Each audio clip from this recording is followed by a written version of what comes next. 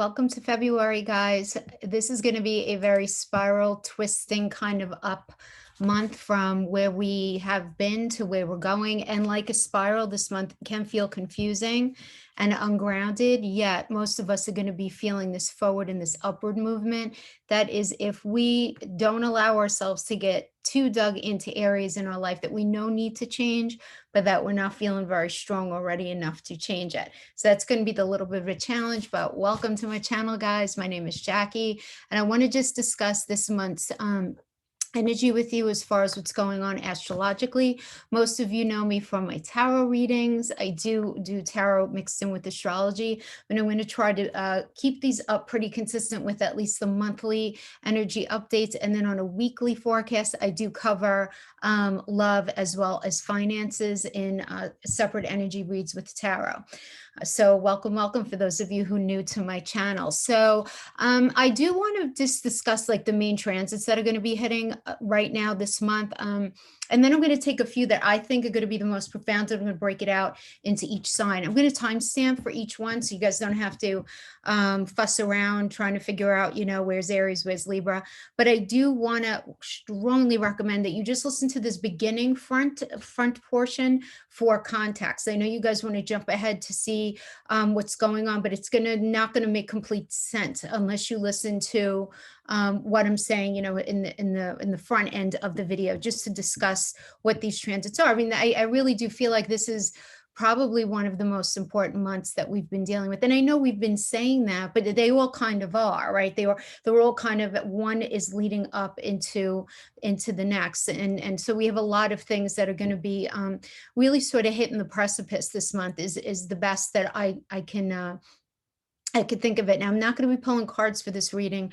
I'm just going to be talking about the energy because you know me with my tarot readings, I go on all day. And a lot of you guys complain that my tarot readings are too long. So we would be here for 5 hours and I wouldn't be able to stand myself for that long taping. So let's get right into the energies. Let's start with February 1 going to the 19th. We do have Mercury retrograde in Aquarius. All the retrograde energies, there are going to be 3 this year, all in air signs. So now I want to just reference the stationary days first, right? So I always mention this when the planets station, like when they're stationing direct, the day they go into or out of a retrograde, they're absolutely the most profound element of the shadow part of that energy. So whatever the affect is, what that would be happening with that energy, it's going to be the most challenging that day. I never say for doom and gloom. As a matter of fact, I'm going to pull apart. I know a lot of us in astrology and tarot even are talking about all of the challenging energies this month. I'm actually going to take a couple of the positive and a couple of the negative and a couple of the positive to try to balance it out, because I do believe that thoughts become things. But I also, so I don't want you to completely swim in the fear that something negative is going to happen, because that's only going to make that manifest in your life. I really believe that. But I think that whatever's going to be going on, there can be a positive twist put to it. Number one. Number two, we do have a couple of positive energies that we're going to be working with. And to be honest with you, I think Mercury retrograde is one of them. Now, maybe because Mercury rules my chart, you know, I'm a Gemini sun of Virgo rising, so I have a lot of Mercury in me.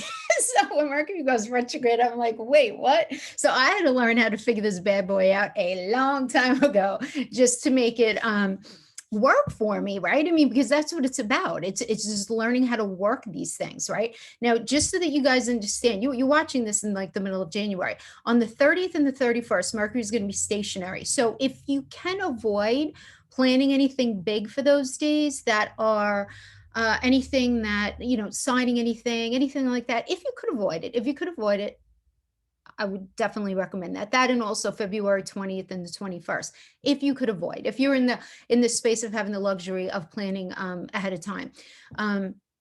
So you just, because there's like an exaggerated block on those days. So it's just, you're going to feel like it's a little more like trying to get through something like with cement shoes on, right? Not that you can't do it, but it's just going to be a lot harder. So let's talk about what Mercury is, because we talk about Mercury going retrograde a lot because Mercury is retrograde half the flipping year, and we certainly can't stop life, right? But let's talk about what this is, because I really do think that this could actually be kind of positive, just because a lot of the other energies that are going to be going on. So Mercury, the messenger of the gods and goddesses, does represent the archetype of communication, of connections, all kinds of communications. That could be email, text message, the internet, how we get around. So short distance travel, but even like our vehicles, modes of transportation. So modes of transportation, even in our communication, right? So even like cables and coding, right? Those of you who are maybe in that industry, anything that transports messages. Also from a physical perspective, which we don't talk about this a lot when Mercury goes retrograde, because we all communication and vehicles and business, contracts, siblings, our neighborhood, right? All of that is, yeah, that's all Mercury stuff because it rules Gemini. That's all third house stuff, but also rules Virgo. And Virgo is that sixth house energy of our day-to-day experience, especially our day-to-day work environment, who we work with and for, as well as our health, guys, mental, physical, emotional, and our small pets. So we may feel this like slowing up. It's because it doesn't, when we say retrograde, it doesn't really go backwards. It just slows up and it just feels a little more blocked, but it's on purpose because sometimes we need to stop, to reassess, to reevaluate, to revisit things for its higher good. That's why I actually think Mercury retrograde is actually a great time to problem solve, because also Virgo, who's also ruled by Mercury, is the sixth house of problems. The sixth house is the house of problems. That's why those of you who know the tarot cards, the Hermit is Virgo. What is the Hermit going to the top of the mountain to do? Not to talk to himself, but he's looking to find inner clarity and inner illumination so that he could solve his own problems. It's all about problem solving. That's why Virgos are the problem solvers of the zodiac. So Mercury's slowing down so that we can revisit things, so that we could solve some problems. And it's going to be hitting you. We're going to be feeling it kind of throughout our life, obviously. But as I always say, depending on what house it's focusing on for you, you may feel it a little more profoundly in that area. So this is definitely one of the transits that I'm going to be discussing when I break into the individual signs. So it has to do with all of that. Now, as far as our health goes, it's our mental, physical, emotional health, but especially our nervous system, our lungs, our breathing, and I'm even going to say our hands, okay? So just a little something to watch out for, right? So again, Mercury rules Gemini, which is that third house. Virgo is the sixth. So these areas are just going to be challenged in your ability to feel like we're moving forward, even though we're always moving forward. We just are. But the retrograde is, again, like this necessary slowdown. So what needs to be reconsidered? What needs to be readjusted? Like everything in the name of problem solving. I think that's a great way, a very half glass full way of thinking about Mercury retrograde. So if you feel like things are a little wonky, figure out, okay, like what's maybe not going smoothly here? What do I need to address? And that's why, you just have to be patient, so live life, just be cautious, read the fine print of any paperwork that you're going to be signing, because that third house is paperwork, it's business. Leave extra time if you're traveling. This is a great energy to edit, obviously, like any kind of editing, re-examining yourself, sixth house, your path, old projects that you're doing, maybe that you started at one point, you want to go back and visit them, or even find things that you've lost, including, for many, relationships. Depends on how it's going to be hitting you. As Mercury is a shadow walker, right? And it's the magician, right? In tarot, as I always talk about that, like the magician is straight up Mercury energy. And it's about, what does the magician do? It's an alchemical energy. So what is he mixing? Because when something's an alchemical process, there's a mixing, right? What is he mixing? What does that even mean? Well, it means he's mixing third house, sixth house stuff. He's communicating to solve problems.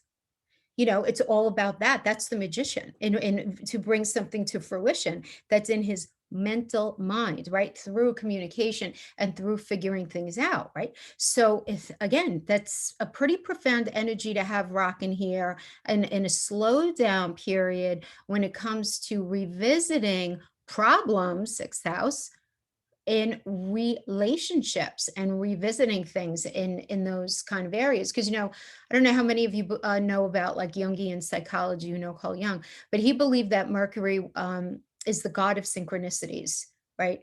So, that was his belief, is when, Mercury goes retrograde, it calls forth the slowing down so that these synchronicities can rise up to the surface and be really, really obvious, as well as like meaningful coincidences. Like, is there such a thing? I don't know, but that's going to be happening for a lot of us. Okay. So moving on, we have from January 30th to February 1st, we have the sun squaring Mars. Sun, focus, squaring, tension, Mars. Come on, I want to go. Focus on wanting to get going, wanting to have things figured out. Come on, come on, come on. I want to go. I want to create change for humanity, right? Because that's sun in Aquarius energy. So some aggression can come out during this energy. I'm just going to talk about all of the transits, and then we're going to pull out for each sign just a couple of good and a couple of the challenges. So there could be some aggression here, having to do with, your bosses, maybe even your friends. But it's just not a comfortable energy. Again, and again, this is going to go from the 30th of January to February 3rd. So it's not a very, very long transit, but it's just to be forewarned, just to be forearmed, right? Now, on the 5th and the 6th, Saturn conjunct Venus. This is like for long-term romantic connections, reevaluation of partnerships, marital discord, looking at all of this stuff, right? What is Saturn? Saturn's all about the past, karma, no. Structure, no. Rules, right? But it's conjunct Venus. So it's hanging out there with Venus, trying to like meld with Venus. And Venus is like, I don't really like you very much, right? And Saturn's like, no, come here. I want to look at things. I want to fix things. We need to change things. And Venus is like, no, I just want to sit in the sun and be happy and beautiful and have money and feel good about myself and be loved and all of that. And Saturn's like, yeah, but wake up, my friend. Like, reality is you have to look at A, B, and C. So I'm not mad at this either, because I feel like this is going to be very, very effective at reevaluating things that are Venusian in our life. Now, February 8th to the 2nd, we have Saturn, structure again, rules, karma that needs addressing or redressing from the past. I want you to think about Saturn as the father, right? A lot of us know that as father, okay? He's going to be in a very tight, tense square with Uranus. And when you think about Uranus as like the rebellious sort of young adult child insisting on their own path while screaming how misunderstood they feel and how they have to go and save the world kind of thing. And meanwhile, like Saturn's much older, used to different rules and restrictions. So it's almost like they just like don't understand each other, right? So I want you to think about it like, because if you could think about it like that, then you're going to understand the energy of there being almost like a push and pull. And as a result of this is this kind of dynamic, right? And what happens in that situation when the father and the adult child want to get along, right? Because they want to get along. It's not that they don't want to get along. Saturn and Uranus want to get along, but it's like they can't see eye to eye. So what has to happen? Concessions have to be created. And that's not the easiest thing when everybody's digging their heels in and everybody wants their own way. So we have this dynamic here where the father has to soften up to see the value in what his adult child is saying. And then the young adult needs not to throw the baby out with the bathwater when it comes to understanding like longstanding rules or current restrictions in place, because some of them are there for value, but some of them need to be updated. So there needs to be this understanding. You follow? So this can, right, in its high vibration, I think, bring beautiful and necessary change that values the past for what it was, while highlighting what needs updating and looking at outdated concepts, right? And this is necessary, right? If this father and adult child are going to move forward in a healthy relationship, but this may not be easy. And I do want to tell you, those of you who are, are here on YouTube and you watch many different people, which I'm sure many of you do, a lot of people are calling this by far like the most challenging transit of the year. A lot of people are. And I suppose if we enter this phase without understanding the intention of this energetic exchange, like Obviously, on a social level, I mean, there's just going to be a lot of push and pull towards from between the old way and new way. And I really don't even want to make it about that. We're all going to kind of be feeling this in our life as well. It's like, where do we feel restricted and where are we feeling this need to break away and create? And a lot of us are feeling this way. I just think it's like part of the human condition right now. I mean, just because of everything that's gone on this year and all of the restrictions, it's like we all just want to sort of like rip off these shackles and run in the field and just not have any limitations. But that's not logical, and it's not healthy for us, right? And it's not going to move us forward on our life path in the way that we really want. So definitely some patience is going to need to be exercised here. Now this is going to be happening a few times this year. So, but again, like if you know it's coming, you could deal with it. Do you know what I mean? Like if you know it's coming, just say, okay, what do I need to figure out how to compromise here? I'm not saying it's easy, but it's something that's very doable. So a lot of people might be experiencing this as like economic difficulties. We might be experiencing even higher unemployment, lots of indecisiveness, but because this force to progress, right, clashes with what was. So again, we could, adapt that to how it might reflect in your own life. I think a lot of us are feeling that anyway. We could almost like, well, and we're probably feeling it in more than one area, because even when I discuss house placements, I'm going to be discussing it for your sun and your rising sign. However, you might be feeling it in other areas. I don't know your own personal chart, but there definitely is this young versus the old, one side against the other. I like, and I almost want to say left versus right, but if you're anything like me, well, I'm in the middle. I'm like, a lot of you guys ask me about my political my political views. I don't really like to talk about that.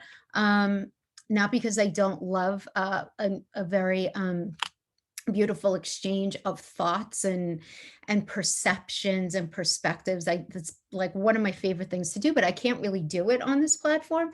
But I am a registered independent, and I gear a little more towards these days towards the libertarian mindset. I think the government should stay the hell out of our life, and we should have free markets and free enterprise and be able to compete.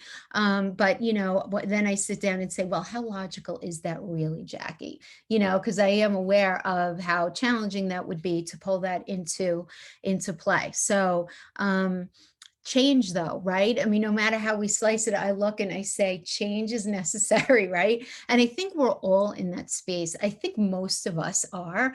I know a lot of you who I do have exchange with on here, and no offense to anybody who's a diehard anything else. I respect everybody's viewpoint. I do. I always say, like if you're only going to focus on, your own belief system, then you're only dealing with half the argument. Do you know what I mean? And then you can't have an intellectual exchange that way. So I'm very open to everything. That just happens to be where I am. So many of you have been emailing me. I figured I would just throw it in here.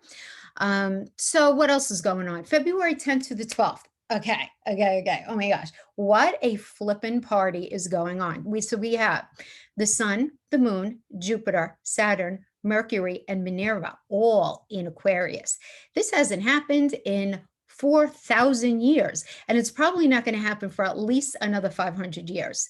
So that is huge. We all know kind of I've been talking about the Great Conjunction, right? But this is like the Great Conjunction is having a party, and they're inviting, it's like Jupiter and Saturn are inviting all of their friends to come in and just be like, woo, like, let's go.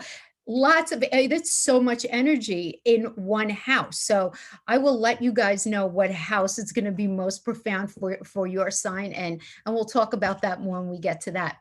Keep moving on. February 11th, the new moon in Aquarius. And I didn't mean to glaze over the Great Conjunction. I did a video on that already. You guys could go back and check that out. A lot of you guys have been watching a million videos on this, and I think it's great. I think it's great that so many of you are interested in this, because it's how we as a collective can move forward in a really beautiful way. So February 11th, we have the new moon in Aquarius. So this is good for making new friends, new goals. It is the house of gain. So you might be able to see ways of improving even your business that you haven't been able to see before. There also, you might be realizing, because it works opposite the fifth house, right, with the new moon, Where's the sun going to be shining, right, from the fifth house? I feel like you are going to be realizing things about romance, about relationships, just in general, right? Because Aquarius is the landlord of the 11th house. So it has to do with, again, it has to do with friends, it has to do with goals, it has to do with, people that we associate with, right? So I just feel like it's going to be a lot of that, right? Having to do with goals, but also maybe having to do with the idea of children, starting your own business, romance, what you love to do. Just really think, suddenly realizing these things, having the light shine on that, which I think is really great.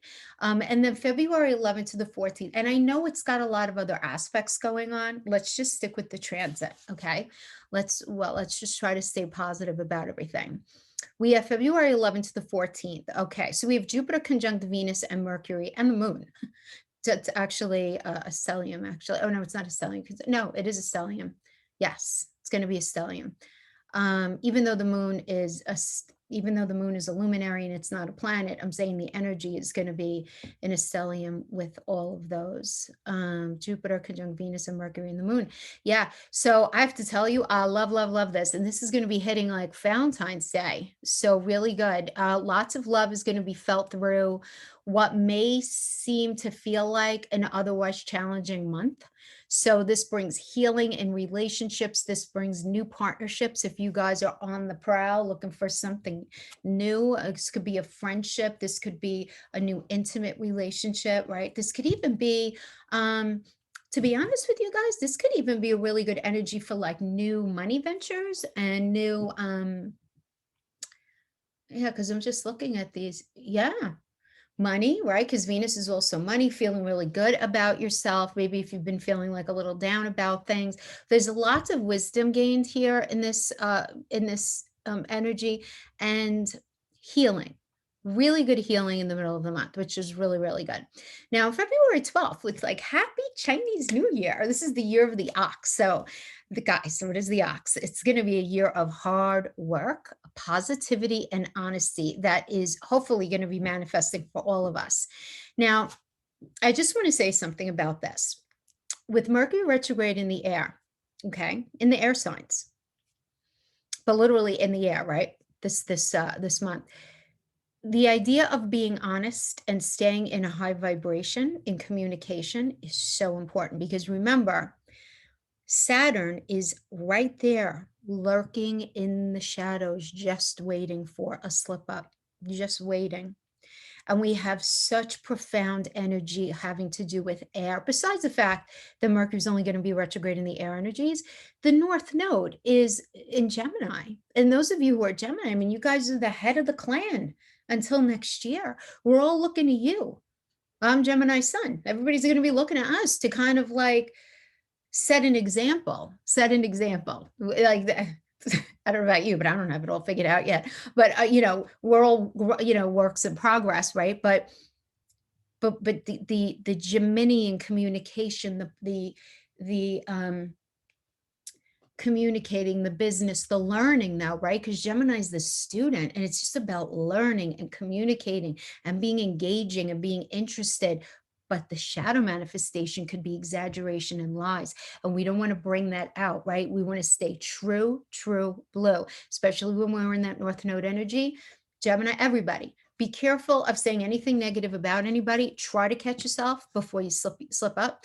Because if you say something negative about somebody else, guys, I always say this, that bad boy comes right back and enters your consciousness as negative karma. You actually bless people. So if you call somebody, start speaking negatively in a petty gossip way, or something that's not true, being very mean, you're actually blessing them energetically. So think about that the next time you feel moved to do that. Better to just keep it to yourself and just say, how much is this even going to matter to me in a week or two?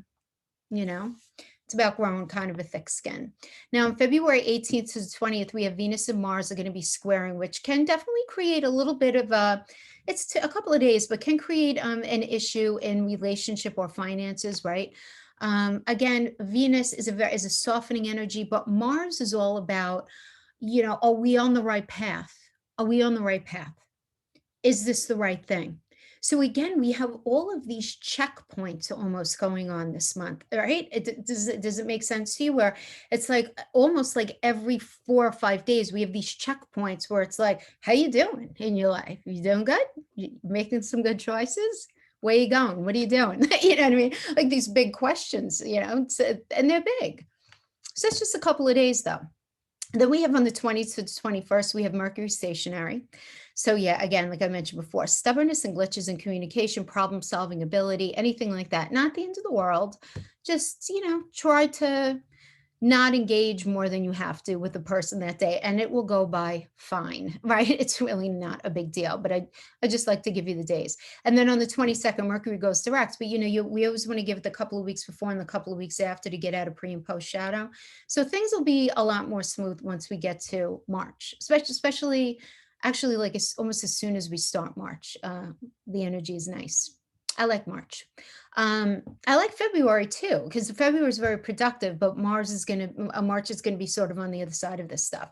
And then on February 23rd to the 26th, we have Mars and Pluto trine, which is going to be so healing, such positive energy for transformation. And remember, again, Mars is obsessed with gearing and guiding us towards what is meant for us and away from what's not, right? In tarot, that's why Mars is the tower energy. It's like sent in the red flags and all of that stuff. And maybe we felt like something wasn't right, but we didn't feel strong enough or comfortable enough or confident enough or whatever enough, fill in the blank, to end something or change something maybe that we knew had to be changed, but we just couldn't bring ourselves to do it, right? So Pluto is going to be happily and gently helping us all onto the chariot, right? Chariot is Cancer energy in tarot. What does the chariot do? It brings us away from something that's toxic, that's not working, and towards our rightful path. And it doesn't mean in our whole life, just means something that's not working for you. You have to transition away from it and towards something more positive.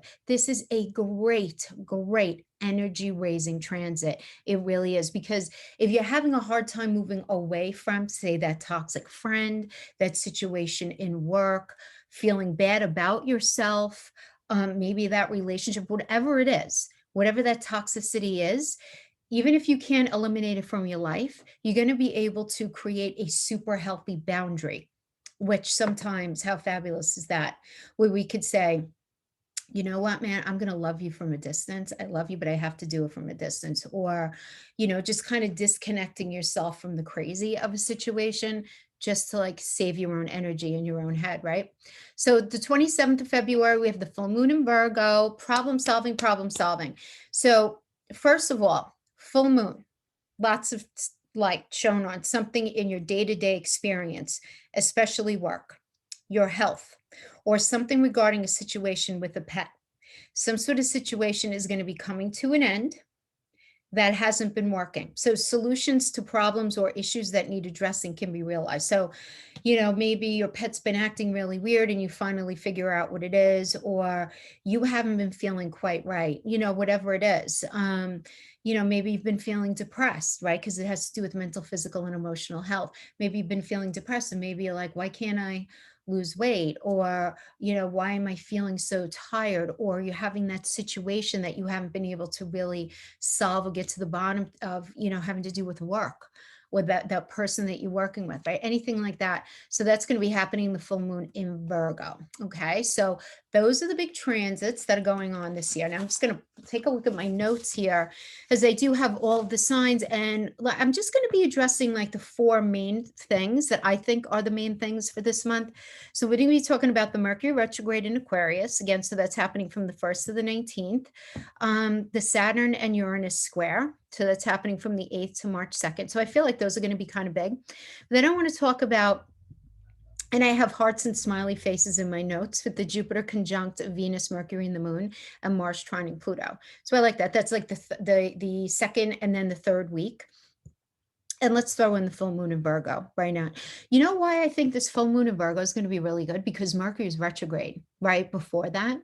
And it's like right after Mercury goes direct, we have this full moon in Virgo, which is ruled by Mercury. So I feel like so many of the things that we revisited and we reviewed and whatever the hell it was that we did, right, in Mercury retrograde, when the full moon, it's hits in Virgo, it's gonna be like whatever we were working on sort of rises to the top for us to just fix it once and for all. So I love the synchronicity of this, right? Mercury synchronicity. So I do like that. All right. So why don't we start with our Aries friends? Aries. Okay. Mercury retrograde in Aquarius, 1st to the 19th in your 11th house, guys. So where the communication and the problem solving needs to happen is going to have to do with either your group of friends, the people that you choose to hang out with or choose to associate with. I also look at 11th house as like people who you might be in business with, that you've chosen to be in business with, communities that you are a part of because you've chosen to become part of them. So, like here, right? Like even here, right? You guys are part of my 11th house, right? This is because I choose to be part of this platform and we're all kind of in this community together. If you watch me and I'm talking to you and we're having this exchange.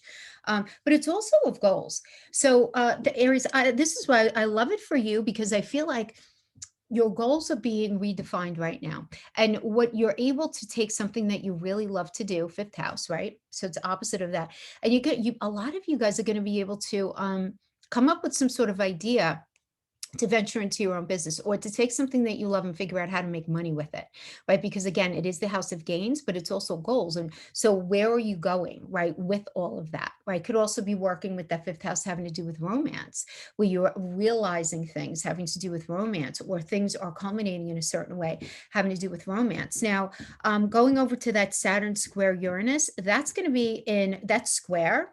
Saturn's going to be in that 11th house energy, and Uranus is going to be in that second house energy. So, a lot of changes are going to be going on in your money sector and things having to do with things that you value. So there's going to be this kind of squaring off between the goals, your goals and wishes of where you're going and what you want to do, and the money that you make. Also, what matters to you. Your money might be fine. I mean, the second house is more than just money. It's everything that you value.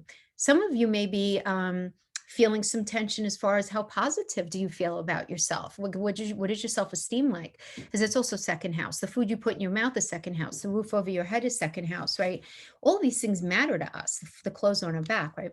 So these things are going to be in tension for you in a pretty big way, where a lot of you are going to be made to come to some sort of new understanding regarding where it is that you're going and your finances, which to me makes perfect sense with Mercury retrograde in that 11th house, because you're going to be in the space of being able to reconsider and revisit all of this, which is really going to work well with this square. You follow what I'm saying? That's why I think we can't look at things so negatively. This is problem solving stuff. Okay. Now we have this beautiful Jupiter conjunct Venus, Mercury, the moon, all of this also in your 11th house. So now come on, how beautiful is that? I mean, it's just Jupiter conjunct Venus is just with Mercury. There's going to be solid communication having to do with you're sitting down and you're re-examining your goals, your wishes, where it is that you're going, how you make your money. But you're doing this maybe with somebody who either matters to you or with some sort of associate where you guys are working out some sort of financial situation. But having the moon in there with it, you're going to be very authentic. You're going to be able to tap into your emotions and how you feel about something without because the moon is also about secrets, things that we're feeling inside. So you're going to be very in touch with your emotions. It doesn't mean that you have to disclose everything that you're feeling. So I feel like this is a very healthy dynamic having to do with this. So having to do with, again, your goals, your gains, relationships. So I think that's really good. And the fact that we also have Mars is going to be trining Pluto in your 10th house. So again, back to that second house energy, what you value, it's going to be trining the 10th house of your career. So guys, put this all together, right? Add this together. So there's going to be a lot of discussion within yourself and maybe with those close to you, having to do with where are you going and what are you doing in your career, having to do with money. But there's going to be this Venusian element in there with Jupiter to soften this all up. We're going to be paying attention though, right? Because Saturn's in there going to be like, pay attention, pay attention. But I love this problem solving energy. And the fact that the full moon in Virgo is going to be happening in your 6th house, which rules your day-to-day work environment. awesome. Awesome. Is it's not only a day-to-day work environment, who you work with and for, your daily experience, how you feel about what it is that you do. There's going to be a lot of light shown on it. So a lot of you are going to be like, you know what? I'm done with this. I just don't want to do it anymore. I'm not resonating with it. Or I'm realizing now that I can't do the A, B, and C because I feel like it's compromising me. Or you're realizing full blown what it is that you want to do. But no matter how you slice it, there's a positive culmination coming to the forefront. Some of you are going to be finding out about a job that you're getting, some sort of project that's going through. Others of you are going to be realizing that you need to make changes in the area. So I think that's really good. So thank you, Aries. See you guys next time. All right, next, Taurus. So Taurus, we have Mercury retrograde in Aquarius for you guys in your 10th house of career and public reputation and your standing in the world. So for some of you, this could have to do with obviously like communication issues, watch out for like foot and mouth syndrome, having to do with anything regarding anything having to do with a career. But 10th house is also so some things may need to be reevaluated and reassessed, having to do with your career, having to do with the people that you work with and for, the area that you're in. You may be in a space of just sort of reevaluating your path as well, right? Because that does happen during Mercury retrograde. So you might be just reevaluating your path. But the 10th house is also marriage. It's the institution of marriage, right? It's your public reputation. So the idea of marriage, you being a married individual, we have Mercury retrograde in there. That could have to do with, if you're trying to get married, maybe there's some sort of like thing in the way, could be COVID, could be something else. Even if you're trying to get divorced, right? Because it's got to do with, because Mercury has to do with signing papers. So if it has to do with anything like that, that could certainly be the situation. Or it could just simply be that you're having a hard time getting your point across in your marriage, could certainly be it, right? So again, just try to be patient, think before you speak. Definitely check yourself, watch out for foot and mouth syndrome, anything like that, just because it's very likely. Make sure you're super honest about any of your dealings in work. Be super, super honest. Okay. Not the Taurus isn't, but I just have to say that because Mercury is involved. So we have the Saturn and Uranus square that's happening between your 10th house and your first house. So a lot of you guys, Taurus, you know what? A lot of you guys are going to be like, I don't know, am I doing what I really want to do? First house, self, what I really want to do. Uranus in the first house. I really want to change. I really feel like something, needs to happen here. And this is pretty strong. It's happening at 6 degrees. It's going to be happening pretty strong. So those of you who are like more early burn Taurians are really going to be feeling it like in the first decan, like the first 10 degrees. Definitely going to be feeling it the most profoundly. All Taurus are going to be feeling it, but especially the first 10 degrees. So there is going to be this square, this tension between your 10th house of career and your first house of self and your public reputation. What do you really want? Do you really want to be married or not? Do you really want to be in that thing, right? That you're known by the public as, or do you want, or not? You're really going to be made to ask and answer that big question. Then when it comes to the Jupiter conjunct Venus, and then we have that in there with Mercury and Mars, that's all happening in your 10th house. Yeah. So a lot of you might be feeling this real bug in your shoe to really do something different and more and become more and do something that really speaks to your authenticity, that really speaks to your emotions. That is but what I love about this, just Jupiter conjunct Venus ever, is just like beautiful. So I feel like something, and it is of Taurus for you guys this year anyway, right? It's really all about that 10th house of career. You guys are going to have a lot popping in your career sector this whole month, but keeping it to like this whole year, but keeping it to this month. Some sort of gift is going to be coming in during this retrograde energy, and you're going to really need to be made to look at the logistics of it, right? And is it possible? And how can you actually make something move forward into fruition, right? Because that's like the Saturn being thrown in there. So Mars trine Pluto. So there we have Mars trine Pluto, first house, 9th house. Okay, so you're really going to have this very strong fire in your belly to just make such a positive, beautiful, beautiful change to bring you on the path that you're really meant to be on. Now, to have this trine in your first house of self and your ninth house of luck, because the ninth house is the house of luck. Sagittarius is the landlord. Jupiter is the ruler. It's luck. It's belief systems. So I love that because, again, Mars is all about where do you belong? And Pluto's like, come on, let's dig it up. Let's change. Time to change.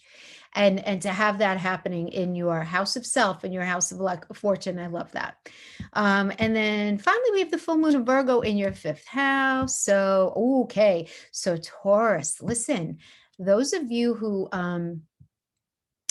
revisited in the Mercury retrograde, anything having to do with like a relationship, a project, anything that you love to do. Some of you, if you're, it's a great energy to give birth too. I just want to say fifth house is kids, it's creativity, it's romance though. It's what you do because you love to do it. It's taking that thing that you love and turning it into a hobby. So whatever you were revisiting in that area, right? In that Mercury retrograde, it's a coming to fruition, right? It's coming to an end in order for something to be birthed to bring it to that next level, if that makes sense, quite literally. So I like this because it's right after Mercury goes direct. Not right after, a couple of days after. So Virgo's ruled by Mercury. So beautiful. So very synchronistic month when it comes to either something having to do with romance, children, or some sort of creative endeavor. Really nice. Okay, Taurus, thank you. See you guys next time. Okay, Gemini. You guys are the rock stars of the year, having to do with the North Node. So we have Mercury retrograde in your ninth house of luck. It is. Ninth house is blessings. It's good fortune. It's Jupiter is the ruler. Sagittarius is the landlord. It's your belief system. It's your moral code. It's your moral compass. It's higher education. It's travel. It's all of these things you're going to be feeling like, oh, you got to slow down and you got to revisit all of these things. You have to, because whatever you do, see, the thing is, once it goes direct, you're going to bring the gift with you. So there's something that you have to look at having to do with your belief system, your moral code. What do you feel really, really strongly about, right? But again, it really is the house of really positive energy. It just is. So we have that Mercury retrograde happening there from the 1st to the 19th, right? Considering the pre and post shadow, a week, 10 days or so on each side.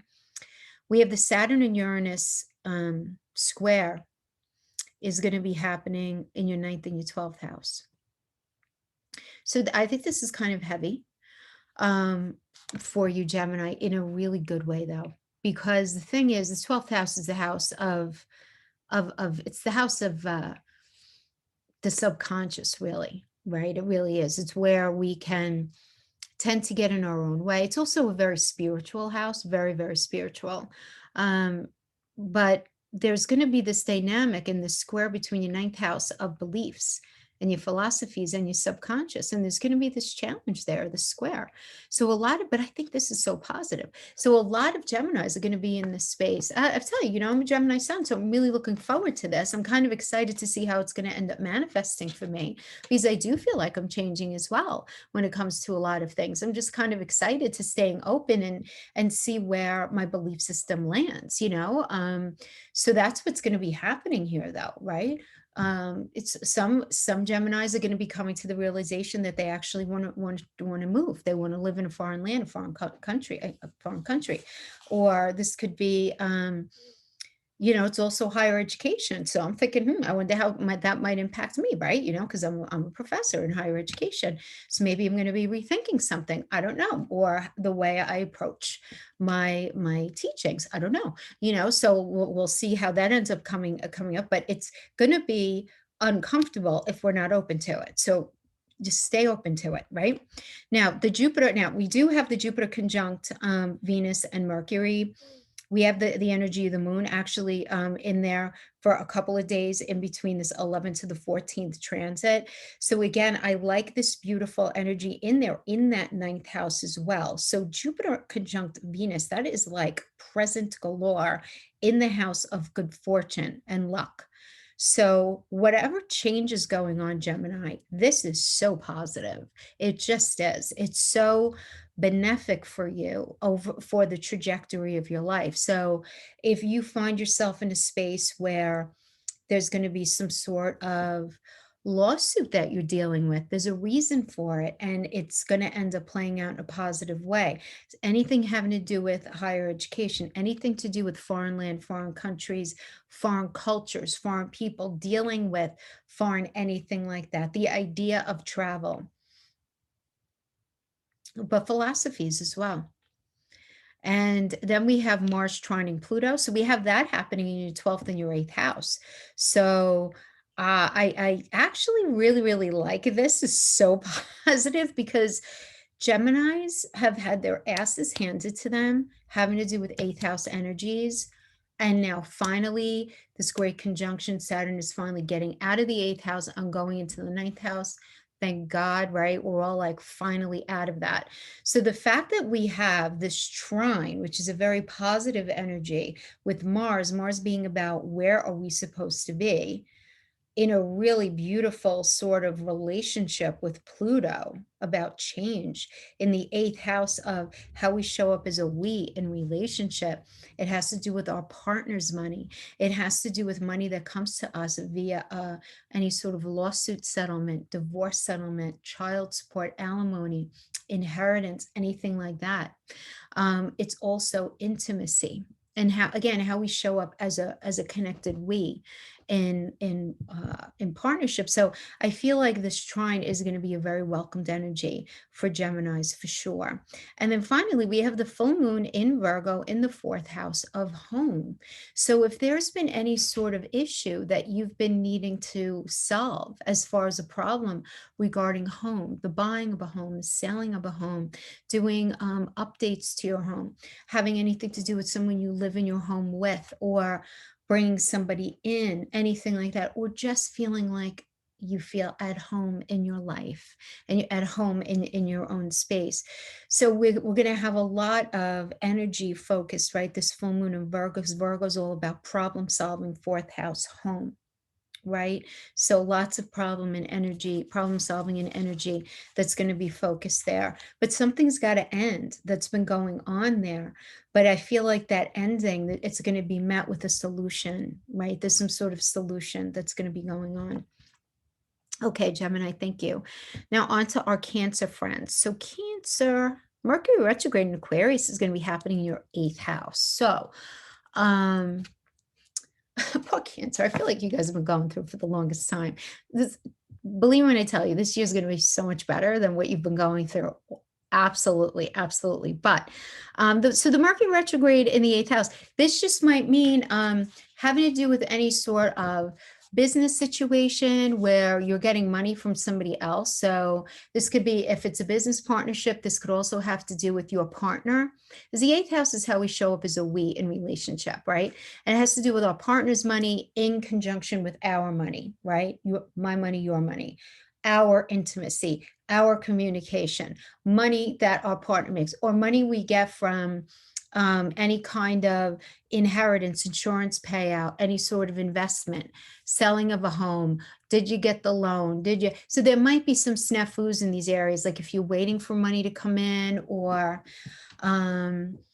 communication might be a little wonky between you and your partner, or intimacy might feel like it's in a weird space. But so you could use the Mercury retrograde to actually sit down and try to figure out what's going on, like what is the issue? What is the problem? Because I feel like, I was just going to jump ahead because the Virgo full moon is going to be happening in your 3rd house of communication. So wherever there have been a lot of challenges in communication is going to end. And it's going to be met with some sort of solution because it's in Virgo. So, and Virgo's very very critical energy, very critical of self and very critical of others in the name of problem solving. So to have this going on, that beautiful full moon, on the 27th happening in your third house communication, I feel like if it's a little bit of a challenging month, there are going to be a lot of solutions for you guys to be met with by the end of the month. Yeah. So then we have Saturn squaring Uranus also in your 8th house, but it's your 8th to the 11th. So the 8th is everything that I mentioned, right? Where we show up as a weight.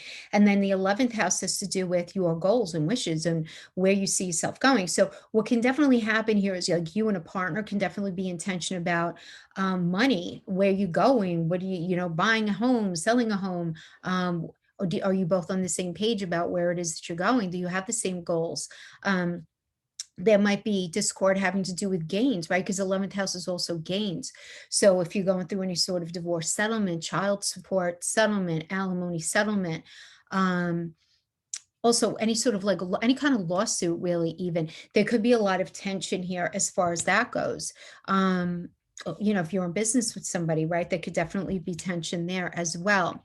Now, even though we're going to be having that tension, right, from February 8th all the way to March 2nd, from the 11th to the 14th, we do have a little bit of a reprieve with Jupiter is going to be conjunct Venus and Mercury, and the moon's going to be hanging out in there for a couple of days in between this transit, and all of this is going to be happening in your 8th house. And why I like this is because there's going to be this softening and there's going to be this gift in there while things might feel a little challenging. So this is where I say I never want anybody to look at anything as like completely negative, because there's always something positive to be able to be extracted. Now, we don't even have to really reach to find it. This is a great energy in there. So if you feel the tension for those few days, from the 11th to the 14th, I definitely feel like there's going to be a softening, and there's going to be some sort of a gift that's going to be able to help you through what might be a little challenging in that middle of the month. Now we have Mars trining Pluto. I really like this energy for you. It's happening in the 11th house and 7th house. And why do I like it? Because guys, if you're having issue, especially like with relationship, the thing is to have Mars 11th house, Pluto in the 7th house, there's change going on in that 7th house of partnerships, whether it's marriage or whether it's a business partnership or anyone you have a shared soul purpose with. But the thing is, and there's some sort of, I'm going to say aggressive too, because it's Mars, right? Mars is a warrior, goes in and is like, all right, what's not working? And Pluto's like, okay, I know I have to change. But then we have the trine where it's like, okay, let's figure this out kind of energy. You know what I'm saying? So that's why the trine is very positive, because the trine almost brings an energy of cooperation, if that makes sense. I'm not saying that it's going to be easy if, God forbid, you're going through something that's super challenging otherwise, but there's going to be this ability to soften the edges on something that might be quite challenging for you. So I really like that. So that's definitely good. Now, a lot of you guys, depending on the space that you're in, you might be realizing with your partner that you're like, you know what? I don't want the divorce. I actually want to try to work this out. It's the trine, Mars, Pluto, change, new path, new perspective. Let's go to counseling. Let's figure this out. Let's do something different. Okay. So that's good for those of you who would resonate with it like that. Again, all of your charts are going to be a little different, but those of you who have heavy Cancer, you're going to be feeling it. Cancer, Sun and rising especially, right? Okay, and then we have the full moon in Virgo, again, for you guys in the 3rd house. I already mentioned that. So lots of communication is going to be happening like at the end of the month, which I think is really pretty cool for you guys. Okay, thank you, Cancer. See you guys next time. On to our Leo friends, Leo. So Mercury retrograde from the 1st to the 19th. It's about 10 days on each side for the pre and post shadow. 7th house of partnerships. So might be a little bit of a wonky go at communication having to do with your marriage. If those of you are married, your business partnership, maybe even a very close friend or family connection. Because I always feel like 7th house is like anyone that we have a shared soul purpose with, like really, really close, especially partnerships that we have any sort of legal contract with, which is why we always say it's like the house of marriage there. Whereas the 5th house is the house of just romance, falling in love. 7th house is like you get married, you sign something, or you're at least, to me, more modern interpretation is anybody with that deep shared soul purpose. So communication can be a little wonky. That's all I'm going to say. I'm not going to even say bad. I'm just going to say not as smooth as it would normally be, but pay attention to that. Like if it has to do with something, maybe you just have to slow down and you have to change your approach, or they have to change their approach, or you guys, maybe if everything is fine and you guys are supposed to go on some sort of trip, because Mercury also rules travel. Anything like that, seventh house having to do with contract, any sort of contract too, and like a business agreement, business arrangement, anything like that, where there could be this weirdness, right? Because remember, Libra is the landlord of the seventh house. It's the scales. It's about what's fair, what's not fair. So maybe like communication in a way where you're like, damn it, that's not fair. And I'm sick of not being treated fairly, and fair, not fair, not fair. And everybody kind of being in that space, checking how do they feel about being in something. So that could be a little trippy. Okay. Because at the same time, while we have that going on, if that's not enough, we have the Saturn, is going to be squaring Uranus in your 7th and your 10th house. So this tension in the 7th house is also going to be squaring, if it has to do with marriage, the institution of marriage. Do we want to stay married anymore? I mean, that's what's going to be happening, because this is the Saturn square Uranus. Uranus is all about the future, and Saturn is we have to look at these things, right? It's that need to look at things. So Saturn is where the rules are coming in, and Uranus is in the 10th house of thinking future, revolutionary change. And the 10th house does have to do with the institution of marriage. It has to do with your career as well, though. So there could be some tension here between, certainly for those of you in a business partnership, 10th house career, 7th house business partnership.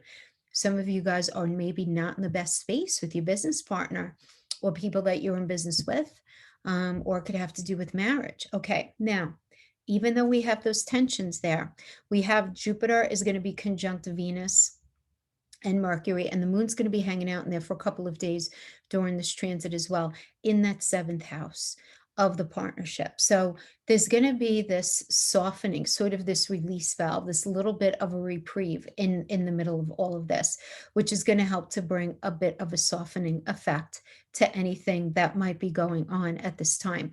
Now, also, we have Mars trining Pluto. This is going to be happening in your 10th and your 6th house. So we have a trine. Trine is beautiful. It's there's an ease about a trine. And I love, love, love that it's between your 10th and your 6th house, because 10th house is career and 6th house is your day-to-day work environment. 10th house, and if that doesn't resonate with you, 10th house is also the institution of marriage, and 6th house is your emotional, mental, and physical health, as well as your day-to-day experience. So when we have a sextile there, this could be this ease of, easing of tension between maybe an issue going on in the marriage and how you're feeling about things. This could have to do with some sort of issue that's going on in that house of career and how it's manifesting in the day-to-day. So I think that this is because there's change that has to happen here, but if the change is supported by the trine, Mars being all about, Mars is just about, where do you really belong? And Pluto's about transformation. Those just hanging out by themselves, that might be challenging, but as a trine, the change is happening and it's going to be supported. So I think that's good. And then you have the full moon in Virgo in your 2nd house of money, honey, money, value, sense of self-value, things that matter to you. So that's more than money. We always say resources, but it's more than that. It's the food you put in your mouth. It's the roof over your head. It's what do you value, right? I mean, it's self-respect, your self-esteem. So for a lot of you, you guys might be going through all of this stuff in the marriage slash business situation, whatever. And you might have been feeling like not very good about yourself. Well, that's going to come to an end, because the full moon in Virgo is all about solving a problem. Something's got to end the way it was. So if it wasn't working, it's got to end so that it can have a new approach with this solving problem Virgo energy. So for some of you, you may be realizing like, wow, maybe I've been kind of sabotaging myself and getting in my own way. because I really don't feel good about myself. I'm not trusting my decisions. It could be a whole host of things, but that's going to end in order for this problem solving to go on in your second house when the full moon hits on the 27th. It's at the end of the month. Okay, moving on to Virgo. So Virgo, Mercury retrograde in the sixth house. So that's your house, right? You guys are the landlord of the sixth house. So you're going to be feeling this very strong. I almost feel like it's going to almost be like kind of cathartic for you, but you're going to be really thinking about how do you work your day-to-day experience? What does your day look like? Do you like what you do? Do you like who you work with? Do you like who you work for? Do you like where you work? Do you like the methodologies that you have to adapt to in your work? What's going on with your animals? Your animals okay? Time to check in with your animals. Time to check in with your mental, physical, and emotional health. And we have Saturn Jupiter conjunction in the sixth house here, right, for you guys as well going on this year. So there's a lot of focus on health, but I feel like the Mercury retrograde is going to be kicking off I think I need to make some changes here. Maybe I'm going to put myself on a new workout regimen, or I'm going to start changing the way I eat. I'm going to start working out more. I'm going to start going to therapy. I'm going to change the way in which I work on a day-to-day. I'm going to take my animals to the vet because I'm not getting a good vibe, how they're feeling, something like that. Okay. Those are all sixth house things.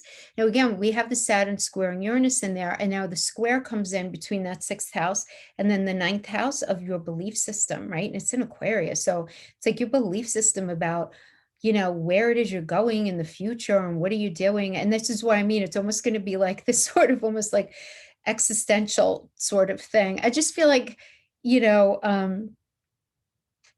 I feel like Pisces, Virgo, and Aries, just like the third, ninth, and a Gemini rather, the third, ninth, and the 12th house having to do with the Uranus in there. I just feel like they're going to be feeling it very strong as far as like very internal energy. But I like it. Listen, that the ninth house is the house of it's the house of fortune. It's the house of good luck. It literally is, because Jupiter is the ruler of the ninth house, right? Sagittarius is the landlord, which is all about moving forward with integrity. So this is so going to be on your head, moving forward with integrity, doing what feels true to you, your moral code, your moral compass.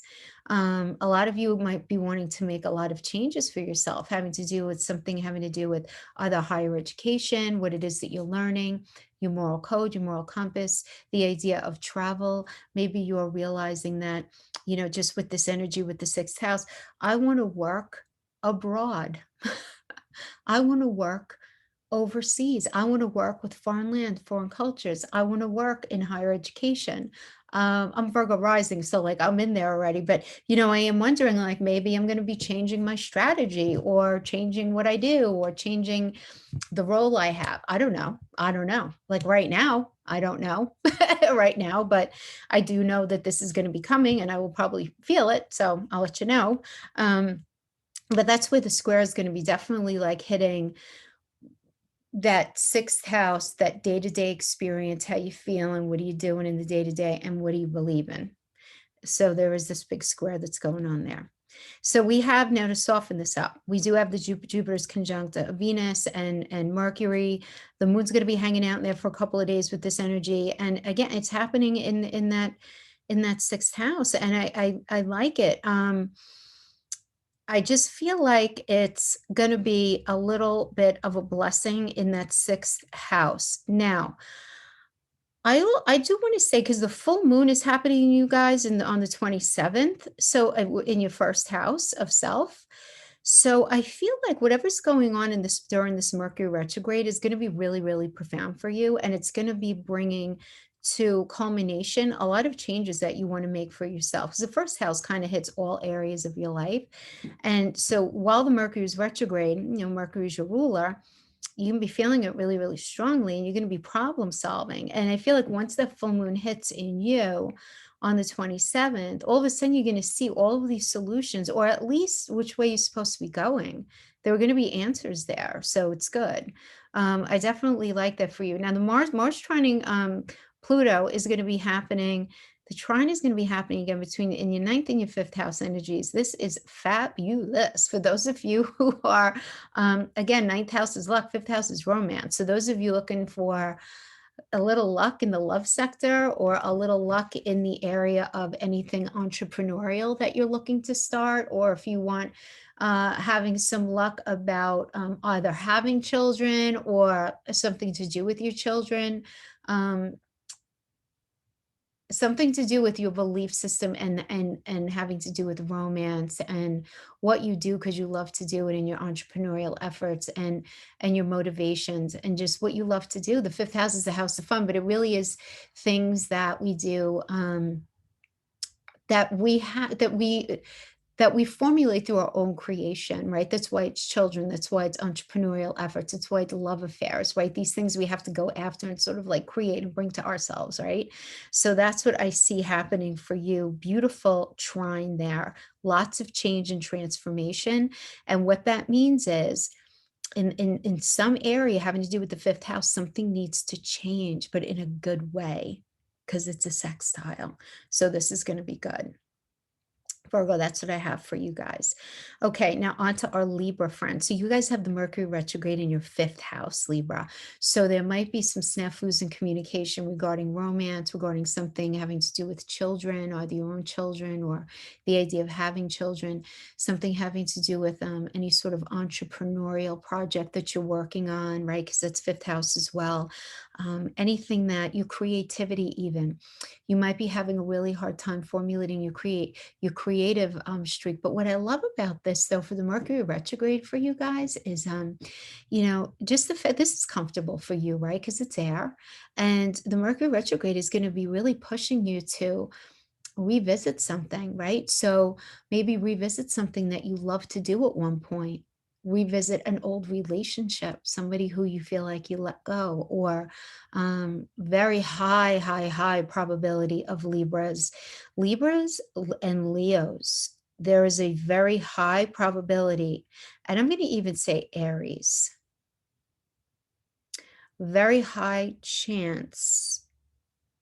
Did I say Pisces? Because I feel like Pisces as well.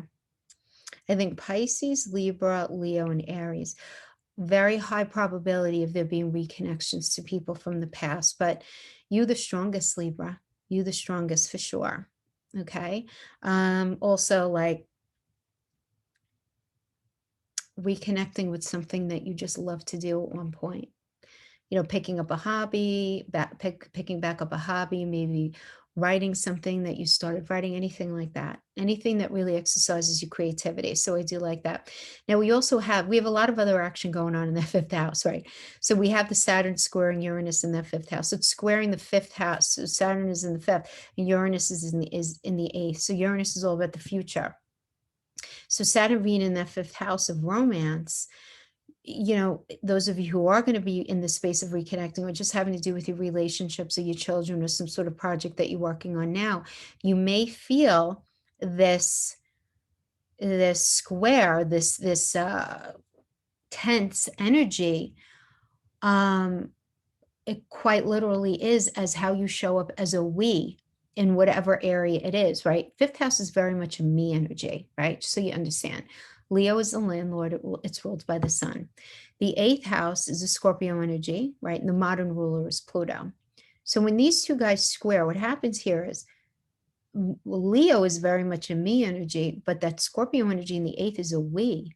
That's why it has to do with intimacy. It has to do with your partner's money combined with your money. It has to do with endings and beginnings that we have with other people. That's why it rules like lawsuit settlements, insurance payouts, inheritance, right? These are things that are cyclical, but that they involve other people, right? Money that we get from other people. So it's this me versus this we energy, and that's going to be very, very tense. So for those of you who are going to be in this space where, you might be in this tense situation where it's like, I feel like I'm giving too much or they're not giving enough or, whatever it is, however that could end up manifesting for you.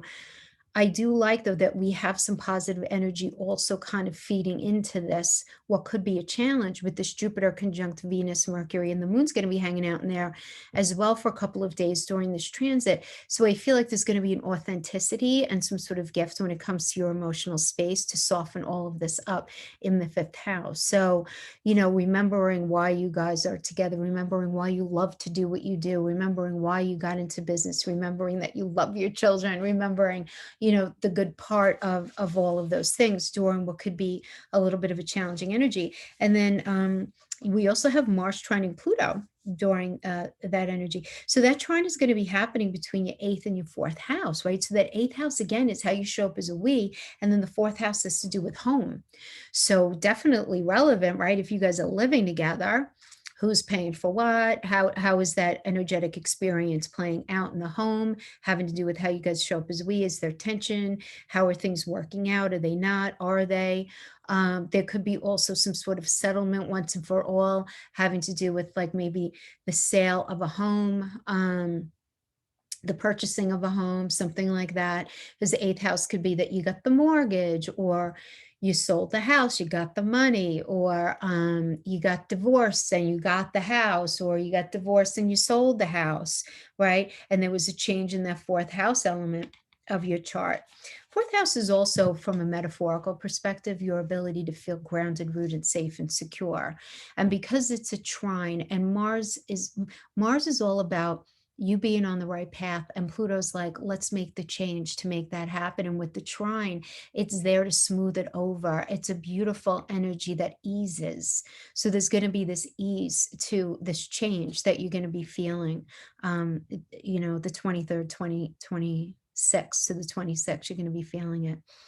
And then finally, for you guys, the full moon in Virgo is going to be in your 12th house. I like that for you, Libra, because the 12th house is the house of the subconscious mind, right? So it's what we feel underneath the surface. It's our spirituality. And so something is going to be illuminated that you can't hide from anymore. If you've been self-sabotaging yourself, if you've been struggling with any kind of addiction, if you've been keeping yourself in an unhealthy connection, anything like that, this full moon in Virgo is going to like kind of make it come to an end, but with a solution on the other side, because the Virgo is all about solutions. So it's not like something's going to end and you're not going to see your way out of it. It's through the Mercury retrograde that you're figuring stuff out. And then with this full moon, I feel like you're really going to be able to bring all of that into fruition, if that makes sense. So I feel like for a lot of you, there's going to be, again, this idea of revisiting. And to be honest with you, even if you're in a relationship right now, there's going to be a revisiting of how things have been going. But some of you may be dealing with that. Now, I do want to say, for those of you who are unpartnered, the fifth house energy can certainly indicate you meeting somebody new, but you on a very subconscious level, allowing past issues from past traumas to get in the way. I'm just keeping it real, especially with that Saturn and square Uranus, because the eighth house has to do with karma, and past are past, and it's things that live underneath us. So you meeting somebody new, but then that new romance, Saturn, is going to be squaring Uranus in that eighth house. So there can be this sort of like getting in your own way kind of energy. And you may be realizing that in the full moon in Virgo. It's like, damn it, why do I do that? Why am I, projecting my fears or whatever onto this relationship? So some of you may be experiencing that. Okay. All right. Moving on to Scorpio. So Scorpio, Mercury is going to be retrograde in your fourth house of home. So that could have to do with, if you're looking to buy a home or sell a home, signing of papers might be slowed down. There might be a slowing down in the process of wanting to do work to your home. If you're waiting on adopting, if you're waiting on moving in, moving out, any sort of issue having to do with the home, or just really feeling at home in your own life. And, because I know a lot of Scorpios are going to be in the space of just feeling sort of like not 100% understood. right? And that's definitely like a Mercury retrograde kind of thing. It's like, but I'm trying to do this and nobody's really understanding me. And really, the best way to mitigate that is to um, go within, right? And definitely, not that I'm saying Scorpios do this, but you don't want to look for external validation. You don't want to look for anything external. When Mercury's retrograde, we want to go internal, whatever we're feeling, and we need to go inside for that satisfaction, right? You are going to be feeling this fourth house, seventh house. That's where the Saturn Uranus square is going to be happening for you, Scorpio. So the idea of home and the idea of marriage are going to be squaring. So this is very direct for those of you, particularly if you're in some sort of marital connection, and you're having this experience with there's a lot of stress at home. There's tension. There's tension within the home, or there's tension about buying a home. There's tension about selling a home.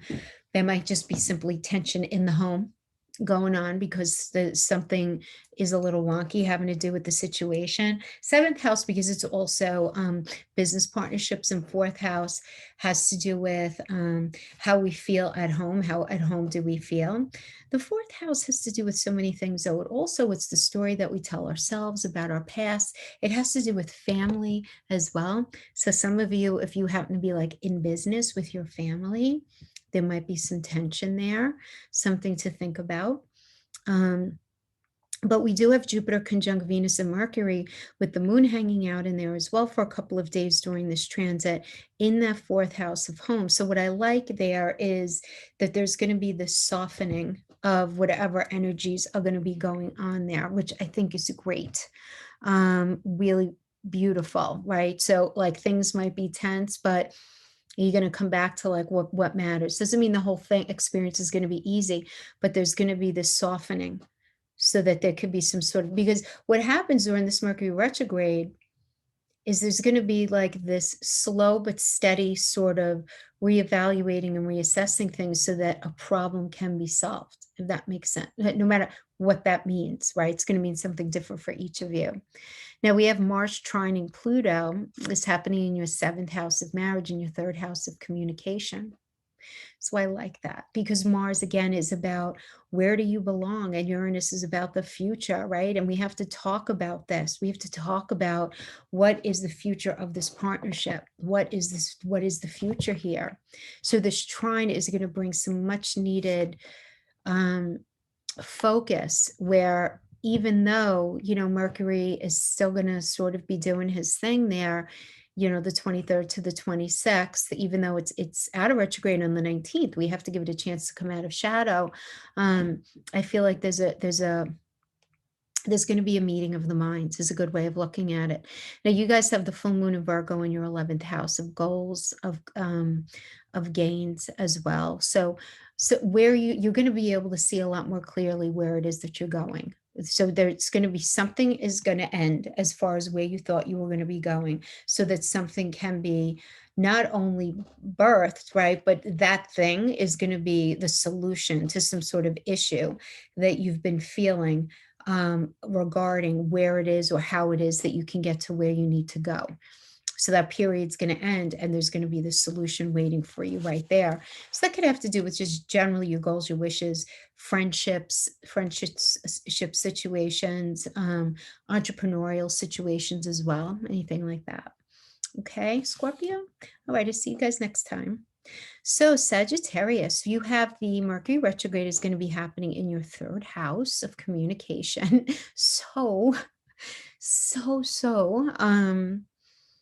Third house. So, yeah, you guys just have to be super careful if you have to sign any business agreements, anything that you're communicating. Just make sure you think before you speak. I mean, it's not the end of the world, but Mercury does, it's the house of communication. It's Gemini. So definitely going to be feeling it there, as far as something having to do with your siblings. You might feel like you're not on the same page with your siblings. You might not be feeling totally like you jive with your neighborhood anymore. What you're learning, you might be challenged to focus on whatever it is that you're learning right now. Those are the different ways that it can end up manifesting. We have the Saturn squaring Uranus, so that's happening between your third and your sixth house. So You know, that is literally that's Mercury path, right? That's literally the magician energy. So there's going to be this square between what it is that you want to do and what it is that you're learning and how you communicate it in order to problem solve something. So it's definitely going to be some frustration. I don't even want to like sugarcoat it. It doesn't mean that you're not going to be able to. There's just going to be some frustration. But why don't we look at the blessing in this? From the 11th to the 14th, we do have Jupiter conjunct Venus and Mercury, and the moon's going to be hanging out in there for a couple of days to help out. And that's going to be in the third house communication. So I like this because it does tell me there's going to be like this nugget of a gift thrown in there during this transit that's super positive. That it kind of adds like a softening touch to everything. So if, I don't know, like for example, if communications become very frustrating and stalled, that could be a little window through which there's healthier communication is an obvious interpretation of that. Now, at the same time here on from the 23rd, well, not the same time, but a week later, we have Mars trining Pluto on the 23rd to the 26th. That's going to be happening. This beautiful trine is going to be happening between your sixth house of day-to-day and your second house of resources. So your second house is to do with your day-to-day job, your employment, your career, the work that you do. And the second house has to do with the money that you make from the work that you do. So this is a very, very nice trine for money and for work, for career. But it's also a great trine to sort of deal with anything having to do with things you value, not only your money, but your home, how you feel about yourself too. For those of you who have been, because remember, second house has to do with self-esteem and self-value, and sixth house also has to do with mental, physical, and emotional health. And this trine is like, okay, you know what? I'm just going to breathe in the middle of what might be a little bit of a challenging energy or whatever, you getting back to you and you really, actively focusing on try your very best. And I feel like it's because it's sextile, it's such an agreeable energy. You feeling good about the choices that you're making, even if you're going through a little bit of a challenging time right now with that sixth and second house Mars trine Pluto. Because there are changes going on there. There's no question. There are changes going on having to do with your money and things of value. But you're going to be seeing things in a healthier light. You're going to be feeling good about it. So I like that. And then the full moon on February 22nd in Virgo, that's going to be happening in your 10th house of career. So yeah, I mean, if there have been any sort of issues that have been sort of nursing, being, that are sort of, you've been nursing or somebody else has been nursing, having to do with your career, having to do with your marriage, because 10th house is not only career, it's also your public reputation and your standing in the world. So if there's been any sort of challenge in that area, okay, something's going to be coming to an end. So very directly, for some of you, you may be deciding, some of you may be dealing with some sort of problem at work that's suddenly solved, right? Where whatever was going on, it ends so that, and there's some sort of solution right there, which is really good. Others of you may be completely ending a job and realizing that it's not good for you. Full moon in Virgo, mental, physical, emotional health, day-to-day environment. You want to literally work somewhere different. It's like, because it's not feeding your head the way it is, right? A lot of you are going to be feeling that. Others of you are going to be realizing that you don't want to be married anymore. I'm keeping it real. I mean, that's full moon in Virgo, something culminating to an ending, and then there needing to be the sense of resolve on the other side. Okay.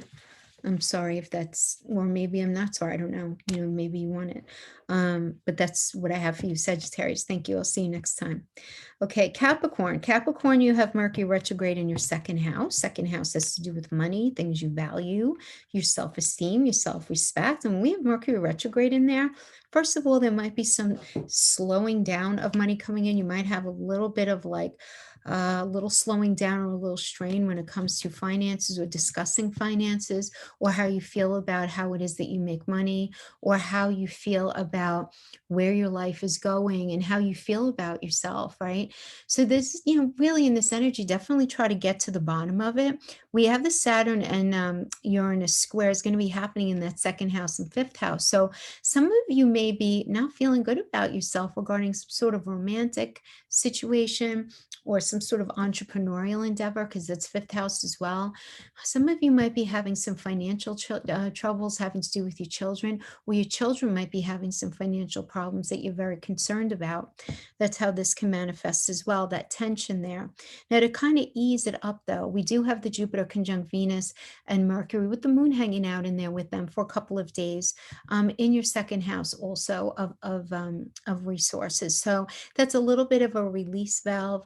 There is going to be some sort of softening effect having to do. So I feel like there's going to be a situation that you're going to actively have to deal with.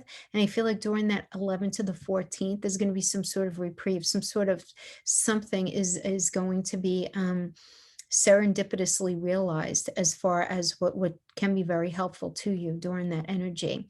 Now we have Mars trining Pluto on the 23rd to the 26th for you guys, and this trine is happening in your fifth and your first house.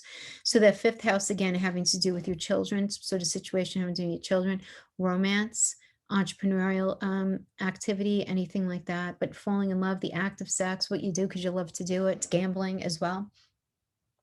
So we have that trine. Mars trine Pluto. You might want to buy a scratch off. Why not? Yeah, especially because we have Jupiter conjunct Venus in your second house of money. Why not? Give it a go. Some people win. But we have the Mars energy in your fifth house, right? That's all about the path that you're meant to be on, right? And then Pluto is about the need, there's change, right? Transformational change. And that's in your first house of self. So we have like how you're viewing romance, how you're viewing children, how you're viewing entrepreneurial activities. Beautiful.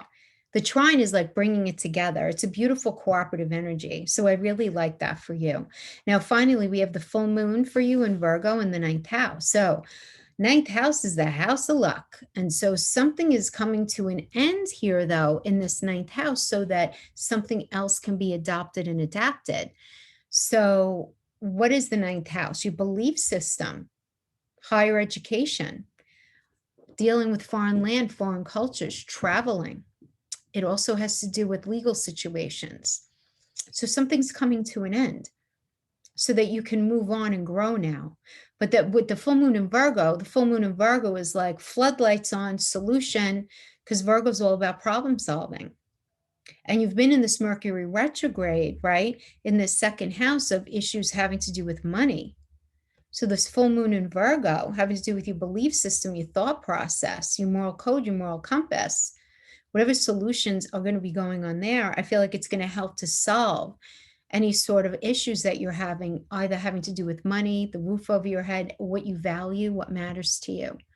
So really healthy sort of evolution of self with your situation, I feel like is going to be going on there. Okay, thank you, Capricorn. Next, we have Aquarius. So Aquarius, right? It's happening, Mercury retrograde is happening in you. It's in your first house of self. So not a great time to get like a new hairdo or any sort of plastic surgery or any sort of cosmetic tweaks or whatever. It doesn't mean that anything dramatic is going to happen, but it may not go the way that you thought. Or buying clothes, you may end up not liking them. So you can hold off, right? But it really is about also your sense of self, and a lot of problem solving can be going on here, right? Because Mercury also does solve problems here, and it's the slowing down to look at things that need revisiting and reevaluating, right? Where is it that you're going? What is it that you want to do? So I know a lot of you guys are going to be thinking about stuff having to do with what it is that you really want to do. Now you have this Saturn square Uranus happening between that first house and your fourth house of home. So this can have to do with any issue having to do with home, buying a home, selling a home, mother, anybody living in your home. Could also be father. I think the modern interpretation, fourth house is also father too. Even though modern astrologers say fifth house is father, I always kind of feel like whoever reared you, that would be fourth house. So if both parents are there, if one person was there, so maybe it's your father, right? And if your father primarily reared you. But it has to also do with feeling grounded, rooted, and safe and secure. So there's going to be this Saturn square there, right? With Uranus, which is that fourth house, is all about where am I going? What do I feel safe in? What do I feel secure in? For some of you, where am I living? What's going on in my home, right? And it's this tension that's going to be going on. It's going to be a tight tension at 6 degrees. Absolutely. So Jupiter conjunct Venus and Mercury, though, with the moon hanging out in there for a couple of days, is going to bring a softening effect to your house of self. So if you're really feeling kind of hard on yourself, that's like a little reprieve. You're going to be able to feel good about what it is that you're doing, feel good about where it is that you're going, feel good about the decisions that you're making. Even if during a time where you sort of feel a little confused, you're going to suddenly feel like, okay, this is good. There's a softening. Venus has to do with self-esteem, and it's money, and it's love, and it's value. And Jupiter is going to be conjunct there, which is all about luck and expansion. So I feel like a lot of you are going to be having these epiphanies about what it is that you actually really want for yourself, particularly because then we have the moon trining Pluto. And this is going to be happening in your fourth and your 12th house. So your fourth house is, what do I really feel at home in? Can be your literal home, right? Certainly. Everything having to do with the people that you live with, your physical home, selling a home, buying a home. But then we have that trining Pluto, the change in your 12th house. 12th house is your subconscious mind. So if we say the fourth house is, what do you feel grounded, rooted, and safe and secure? We have this beautiful trine happening in your subconscious where Mars is all about. Mars isn't just hanging out there saying, come on, let's go to war. It's not what he's about. Mars comes in and is like, what does he fight for? Where it is that we belong, our rightful path. That's what Mars is all about. Where do we belong? And to not waste our energy and our time anymore in areas and with people and in situations and on paths that we don't belong on, right? That's why Mars is the tower in tarot. So to have this beautiful trine energy, which is a beautiful ease with Pluto, which is all about transformation, you're feeling it on a subconscious level, Aquarius, like you're feeling it deep, that you want to make a lot of changes. And the fourth house also rules our past. So to have Mars trining Pluto, guys, for those of you who are open to it, amazing energy for therapy, for doing some really good work on yourself, having to do with your past, especially anything having to do with mother, home, early experience, anything like that. Amazingly positive, beautiful energy. Now, finally, for you, Aquarius, we have the full moon in Virgo on the 27th, and this is going to be happening in your 8th house. So the 8th house is other people's money, how we show up as a we in relationship. It has to do with intimacy with another person. So it's these endings and beginnings, but it's how we blend with other. It's our money with our partner's money, our intimacy with our partner's intimacy, our communication with our partner's communication. It could have to do with money regarding some sort of inheritance situation, some legal payout, some sort of investment payout. 8th house rules the stock market, cyclical, right? So the full moon in Virgo says something's got to come to an end in this area because there's a solution right there that needs to be realized in that 8th house. Okay, so there's going to be some sort of release in that 8th house, and it's going to be greeted by some sort of solution, right? Because it's the full moon in Virgo, which solves problems. Okay. And then we have Pisces, finally our Pisces, our fishy friends. We have Mercury retrograde in Aquarius for you in your 12th house. And that is your natural home, right? You're the landlord of the 12th house. So when we're talking about Mercury doing the revisiting and re-examining, right? 12th house is to do with the subconscious. So you're really going to be doing a lot of thinking in your internally about things in your past relationships. Lots of Pisces are going to be seriously thinking about, if not actively engaging in some sort of reconnection with somebody from your past. Yeah, because we have the Saturn Uranus square between your 12th house, right? This house I'm talking about of the subconscious, your spirituality. It's the house of the mystic. It's also the house of addiction.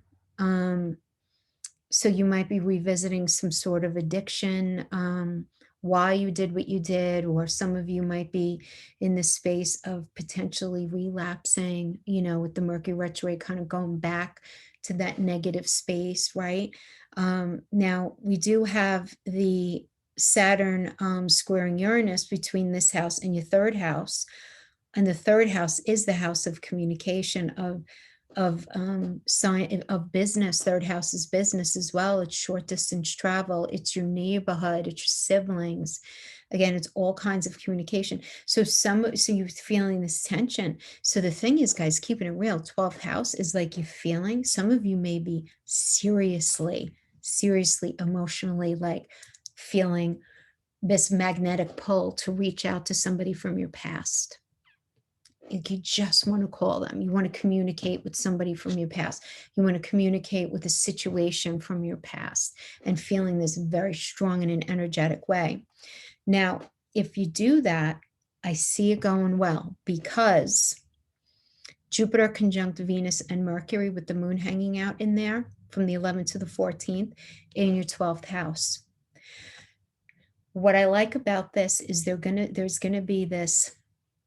Jupiter's all about luck and expansion, and it's conjunct Venus, which is about love and feeling really good about yourself. Mercury is all about communication, and the moon is going to be hanging out in there, which has to do with our emotions. So you're going to feel this very strong like gumption and this motivation to actually say, the hell with it, I'm going to do it. If I'll never know unless I try, kind of energy, right? And then we have Mars trining Pluto that next week from the 23rd to the 26th. So I hope you guys are following the timeline here. So we have Mars. Mars is like where it is that you need to be, right? And Pluto is all about transformation. And with the trine, it's like they're helping each other out with some sort of change. So this is happening between your third house of communication, communicating with people, and your 11th house of goals and wishes, and where it is that you're going in your life. It's also the house of gains. So some of you can be reaching out to somebody from your past as far as romantic connection. Some of you may be coming to a concluding decision having to do with going into business with somebody as well. The reason I'm saying that is because the full moon in Virgo is hitting in your 7th house of partnerships. So some of you may be coming to this point where I want to go into business with that person. Just make sure that you really like the person. It's very important for Pisces right now. You deciding that's it. I want to marry this person. Others of you with the full moon in Virgo, you might be realizing this marriage has to come to an end. I can't be in this anymore. It's time that I end it. So depending on which end of the spectrum, because the 7th house, that full moon in Virgo, it's something needs to come to an end. It's going to be realized in the 7th house of partnerships. Some of you may be realizing, I need to get out of this marriage. I need to get out of this partnership. Others of you are like, I have to stop being this way. I want to get into this partnership. I want to get into this marriage, right? But there's going to be a lot of internal negotiation between your subconscious mind and how it is that something should be communicated. So very, very interesting. For some of you, there's just going to be a lot of release with a lot of this 12th house energy going on. So I like it. Okay, my friends, that is what I have. I hope this was helpful for you in some way. And I will see you guys in a couple of days with my cards, and we'll talk about the other stuff. All right, you guys take care now. Bye-bye.